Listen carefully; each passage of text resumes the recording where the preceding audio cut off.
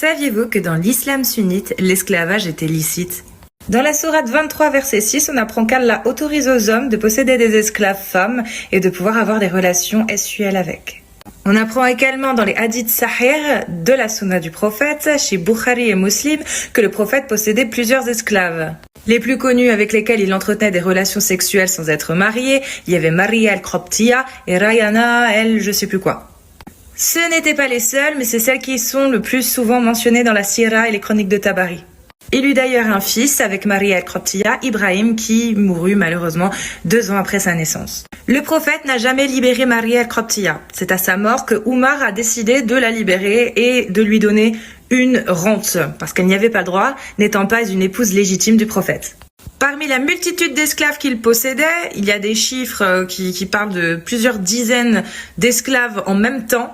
Il y avait aussi des hommes, forcément. Et on a un hadith sahih qui nous explique que le prophète a échangé 2 de ses esclaves noirs contre un esclave blanc qu'il aimait beaucoup. Donc il a échangé 2 esclaves noirs contre un esclave blanc pour libérer l'esclave blanc. Mais les 2 esclaves noirs qu'il a donnés en échange, eux, sont restés esclaves. Mais de toute façon, la phrase qui conclut tout et qui montre qu'il y a bel et bien une autorisation, selon Allah en tout cas, à l'esclavage, c'est dans la sourate 23, verset 6, où il dit « Nul blâme contre vous ».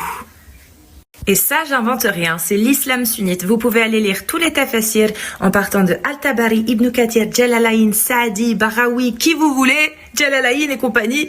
Et ils sont tous unanimes. Il est licite de posséder des esclaves et pour les hommes d'avoir des relations sexuelles avec leurs femmes captives de guerre et esclaves.